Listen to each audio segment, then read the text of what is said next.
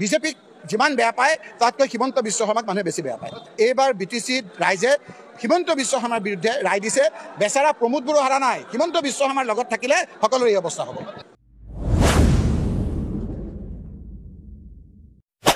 কি কৈ আছে, কিহৰ পেটৰ প্ৰায় কি কৈ আছে? ইমান তুলুঙা, ইমান তৰল কোনো মুখ্যমন্ত্ৰীয়ে নকয়। মই কম he is not deserve to be chief minister. এনেকুৱা তৰল, এনেকুৱা নিম্নখাপৰ কথা মুখ্যমন্ত্ৰীয়ে নকয়। মই ভাবোঁ যে এইটো উত্তৰ আমি প্ৰত্যুত্তৰ দিয়াৰ উপযুক্ত উত্তৰ নহয়। মুখ্যমন্ত্ৰী এই কথাৰ আমি উত্তৰ নিদিওঁ, ৰাইজে উত্তৰ দিব। তো আমার KSDCর উদ্যোগত আজকে মানে আমার ধর্ণা কার্যসূচী এই প্রতিবাদত আমরা মানে দেখে দিবার চাই যে আমাক ক্ষত্রিয় কোচ রাজবংশী যে আমাক যে আসাম সরকার যে আমাক যে প্রতারণা প্রবঞ্চনা যে করি আছে সেই উদ্দেশ্য আজকের আমার এই অনুষ্ঠান নেওয়া হয়েছে। এই প্রতিবাদী কার্যসূচী আমরা চলে যাব। আরো সাথে আমাক যে ঠকে আছে এই উত্তরটা আমরা 2026 আমার কোচ রাজবংশী ক্ষত্রিয় কোচ রাজবংশী হিসেবে আমরা দেখে দেব বিজেপি যে আমরা কায় আর আমরা কোচ রাজবংশীক অপমান করা মানে কি আর কোচ রাজবংশী ঠকার মানে কি উত্তরটা এইবার আমরা এমন ভাবে দেব বিজেপি আমরা যেভাবে BTC থেকে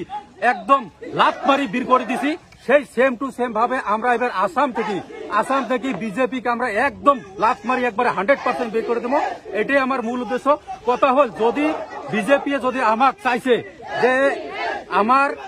আমার দাবি যদি না মানে 26 যেহেতু নভেম্বরত যে আমাক কথা দিছে সেই নভেম্বরত কথা দেওয়াটা যদি মানে কিবা হেরফের অলপ হয় কিন্তু আমরা এইভাবে আমরা প্রত্যুত্তর লগতে আমরা 26 ইলেকশনত আমরা দেখে দেবো। জয় কমতাপুর।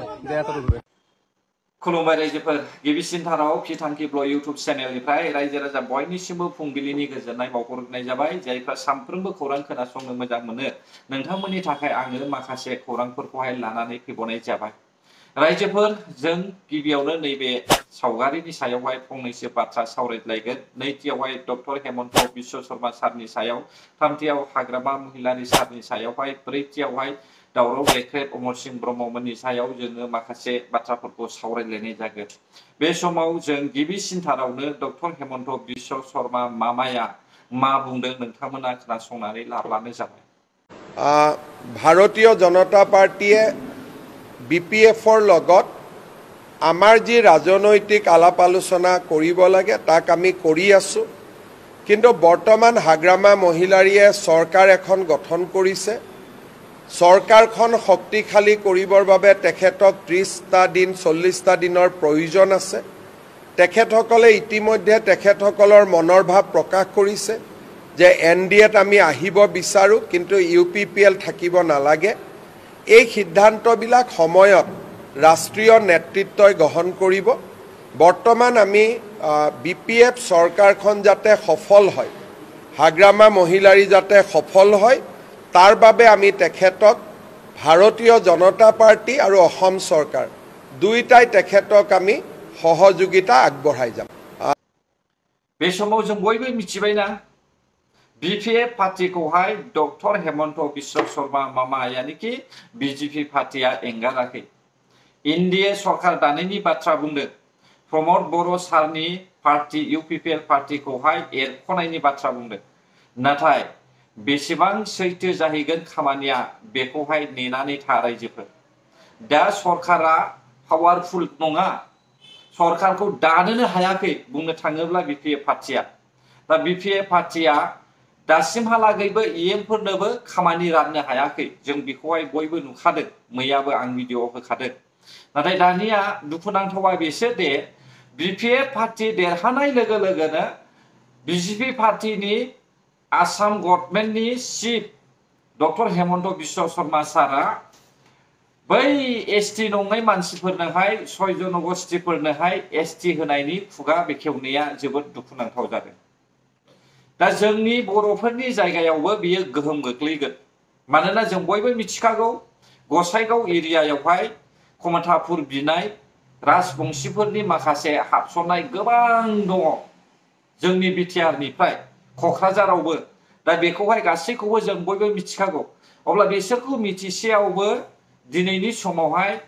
BPFनि CM हाग्रामा महिलारि बिथाङा दिनैनि समावहाय बिसोर बायदिनोहाय ST होनायनि खुगा बेखेवदों। बेयो गोदान नङा दे रायजोफोर एसटि होनायनि खुगा बेखेवनाया गोदान नङा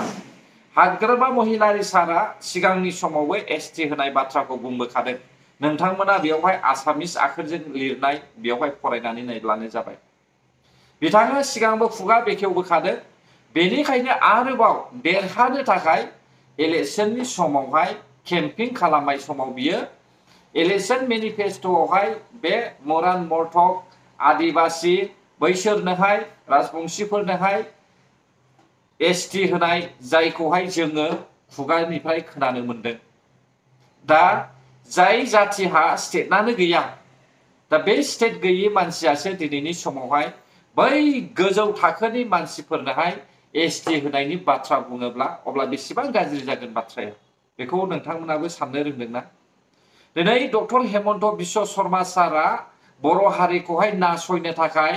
गोबां खेंसालियायै खामानि मावगासिनो दङ बिसोर बायदि मानसियानो बर' हारिखौहाय गोसो गोरबोजों मोजां मोना आरो जोंनि सुथुरा बिसोरनो दा बिसोरनि थाखायनो जोङो स्टेट मोनाखै बेखौहाय रायजो राजाफ्रा मोनथिदोंना गादिनि थाखायनो हारिखौ फानग्रा जों दिनैहाय हाग्रामा महिलारि बिथांखौ नुनो मोनबाय रायजोफोर अब्ला बेबायदि नुसेयावबो जोंनि बर' रायजो राजाफ्रा दिनैनि समावहाय माबायदि खोथा बुंनाय जोङो नुनो मोनदों ससियेल मिडियाफ्रावहाय कमेन्टफ्रावहाय अब्ला बिसोरबायदि मानसिया हारिनि थाखाय मा सेन्टिमेन्ट दङ आं मावनो रोङा रायजोफोर आङो सापर्ट खालामनो गोरों मालायफोरखौबो गुबुनफोरखौबो आङो थुलुंगा होनो गोरों हारिनि थाखाय आंहा साननाय दङ फिउचारावहाय आं नङाब्लाबो गुबुनफ्रा जाहाथे मोजाङैनो थानानै रायजो मोनजायो गसंनानै थानो थाखायनो हायानो गैया अब्ला बेबायदि जाथियानो जुदि एसटि होनायनि बाथ्रा बुङोब्ला बै हा गैयै मानसिफोरनि थाखाय बेसेबां गोहोम गोलैगोन बेखौ मिथिदों नामा बे समाव फैदो हाग्रामा महिलारि सारा मा बुंदों नोंथांमोना खोनासंनानै लाब्लानो जाबाय এই সময়ত কি কৈছিলে সি সবে ট্ৰাইবেল বিচাৰক কোনোবা অসমীয়া মানুহ গাহৰি খাবৰ কাৰণে শিকাওক কোনোবা মুছলিমো শিকাওক কোনোবা বেংগলীও শিকাওক কোনোবা মাৰোৱালী শিকাওক সবে গাহৰি মাংস বা শামুক তামুক কিবা কিবি খালে হ'ল সবে ট্ৰাইবেল হৈ যাব এইবিলাক কিবা কি ভাষণ হ'ল এইটো সেইটো মানে বিৰাট বিষাক্ত কথা এইবিলাক আমি কৈ আছো যে কোচ ৰাজবংশী বা আদিবাসীসকলক এছটিকৰণৰ ক্ষেত্ৰত আমাৰ কোনো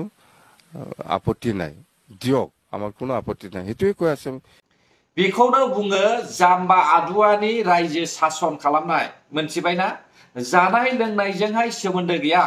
जानाय लोंनायखौहाय जोङो बिसोरखौहाय मिलायहोनो थाखाय बिसोरखौहाय जोङो बजबलायनानै लानो थाखायसो बे बाथ्राखौ बुंदों नाथाय हा हु होनो थाखाय नङा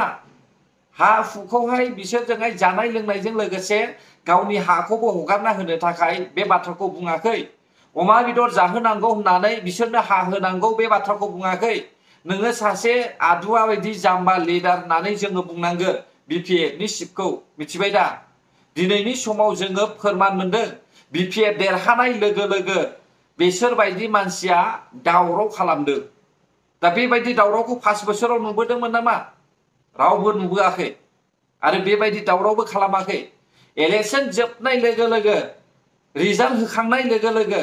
बेबायदि दावराव जोङो नुनो मोनदों आरो नुलांबाय थागोन नायलांबाय था जेब्लासिमहालागै बिपिएफ पार्टिया रायजो सासन खालामगोन सोरबा सोरबाया आंखौ बुंनो नागिरदों नोंलाय सोर इसेबां पलिटिशियान बाथ्रा बुंग्रा होननानैहाय आं पलिटिशियान नङा आं साधारन सुबुं नाथाय बर' हारिनि थाखाय आंहा सेन्टिमेन्ट दङ बर' हारिया जाहाथे मोजाङै जायगा लानानैहाय सिरु सिथाय संसार जोबजासे रायजो जानो मोनो बेखौ आंबो साननो रायजोफोर आङो थाखा फैसानि धोन सम्पथिनि लुबि नङा आथें आखाइ होदों आथें आखाइ दङ मावनानै दांनानै जागोन बेनो आंनि थाखाय बेस्ट दानिया फैदो जोङो दावराव देख्रेब आरो अमर सिंह ब्रह्म बिथांमोननि सायाव फंनैसो बाथ्रा सावरायनोसै बिथांमोना हारि अमफावरि रायजो राजाफोरखौहाय मदद खालामग्रा गुबुन गुबुन हारिफ्रा जुदि रायजो राजाफोरखौ नासयनो नागिरोब्ला अब्ला बिसोरो गसंथेग्रा मस्ट इन्टेलेक्चुएल लिडार्स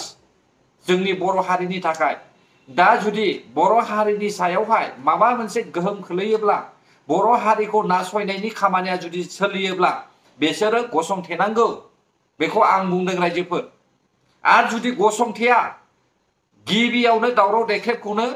रायजो राजाफ्रा सेवहांगार खालामनांगौ आरो अमर सिंह ब्रह्मखौ सेवहांगार खालामनांगौ हाग्रामा महिलारिखौहाय केपि अली बायदि बानायनांगौ बर' हारिया मिथिबायना सासे मानसिया हादरनिफ्राय देरसिन जानो हाया हाग्रामा महिलारि सारा जातिनिफ्राय देरसिन जानो हाया जेरै लासित बरफुकना सरायघाट ब्रिज बानायनाय समावहाय खोथा मथे मानियैनि खर'खौनो दानस'दोंमोन नर्थ करियानि किम जंआ देशनि बिरुदि बानायनायनि बाथ्रा बुंनायनि थाखाय गावनि असे बिमायखौनो खुन्थियाव खानानै सिल्लाय गुलिजों उरायहोदोंमोन थिग बेबायदिनो देश सालायग्राया जानांगौ नङाब्ला जाथिया माब्लाबाबो थांनानै थानो हाया थांनानै थानायावहाय गोब्राब मोनो दा बेनिखायनो आं सिदा बुंदों हाग्रामा महिलारि सारमोन बायदि जुदि मोनथिखानानै मिन्थियै बायदि गावनि हारिखौ फाननो नागिरोब्ला बिसोरबायदि मानसिखौहाय लिडार फसंनानै जोंनि बर' हारिनि गेजेरावहाय जेबो मुलाम्फा गैया बेखौसो आङो बुङो मिथिबायना रायजोफोर दा बिसोरो मानो सोमावसारदों दिनै बर'नि दुरबलखौ नुदों 5 बोसोर बिसोरो खुगा सिनो हायाखै रावबो खुगा सिनो हायाखै नाथाय बिपिएफ फैनाय लोगो लोगो दावराव खालामदों समाजावहाय दा बेयाव जोंनि थाखाय गोहोम गोलैया नामा निश्चय जोंनि थाखायबो गोहोम गोलैयो बेखायनो आं बुंदों दावराव देख्रेब अमर सिंह ब्रह्म नोंथांमोना गसंथेनांगौ बे समावहाय अब्ला रायजोफोर भिडिअआव बेसेखिनियानोमोन जायफ्रा आंनि भिडिअखौ जोबजासे नायबाय बर' हारि जै जाथों जै बर' हारिनि